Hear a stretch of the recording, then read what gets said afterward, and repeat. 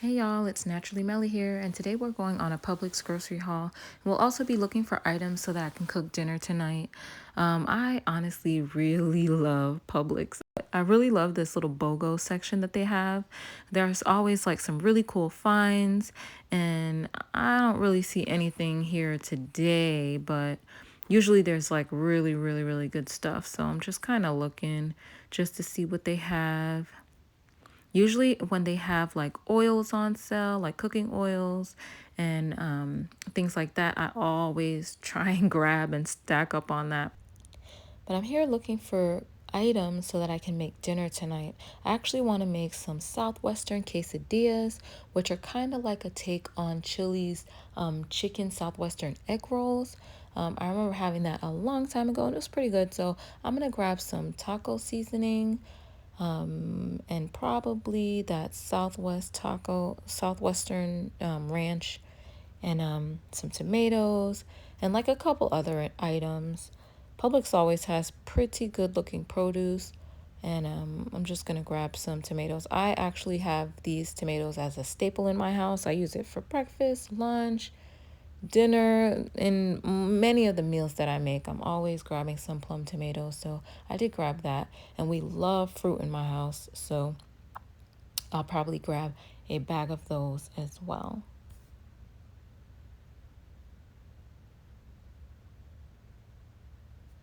And toss those in the cart, and we're on our way. Look at those lemons, they look so good. The dragon fruit, the yellow dragon fruit, is actually really tasty as well. But that's all the fruit I'm going to get for today. I'm coming in this aisle because I definitely wanted to grab some tortilla shells. And the tortilla shells that I'm going to get, they're the only ones that I ever use. They're actually so tasty. I feel like they crisp up well and they hold in the food that you put inside of it really well. And it actually comes in a 20 pack. So you're getting a lot for your money, and they're $3.59. Not so bad. But this is the brand that I usually get anytime that I'm making any type of taco meal or anything. I usually get the flour tortilla. I get the family pack, and I get it in that brand. So now I'm headed to the freezer aisle to grab some Southwestern style corn. I used this in a couple different other meals. However, I will be using this, and I did grab some spinach. I don't know if you guys saw, and some Mexican rice. So I'll actually be putting that. I usually used to get that Springer chicken when I used to make this, and I used to just chop it up and saute it and add it to the quesadilla mix. However, I don't do that anymore, but I do get some shredded Mexican cheese. Now, the Sargento's not on sale. However, this Tillamook is on sale, and I actually did see it on the show Chopped. So I'm going to give it a try today and see how I like it.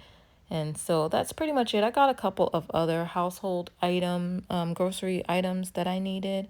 We were running low on eggs, and so I just grabbed that and some other ingredients, and then we're gonna head home and make this meal. So let's see what the total is. Let's run it up. All right, so we have 46, 49, 53, $56. Publix is kind of pricey, but it's just so convenient. So $75, 77. Let's see where we're going.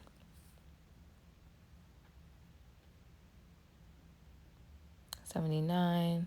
Yeah, so I ended up spending about $87 for everything that I got on that haul. So here I'm just showing you the ingredients that we will actually need for this dinner meal tonight. This is all we need, and it's really super simple. You just throw it all in a pot. So I sauteed the onions, tomatoes, tomato paste, and I chopped up the spinach, and I'm mixing it up just to kind of let the ingredients sweat and to get tender and soft so it's not too crunchy when you bite down into the quesadilla. You kind of want everything to just meld together very seamlessly. So I'm going to saute it for a little bit.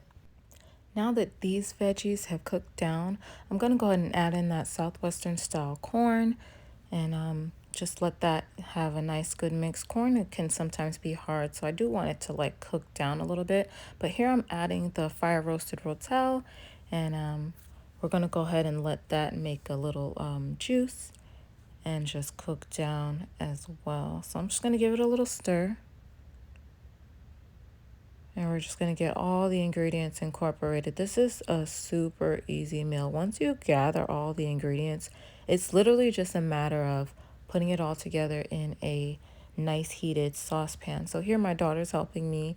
She's just adding in some of the seasonings. So that's cumin, and we're going to go ahead and give that a nice mix. As far as all the seasonings go that you saw earlier, it's literally 1 tablespoon of cumin, and all the other seasonings, you're going to do a half teaspoon of it.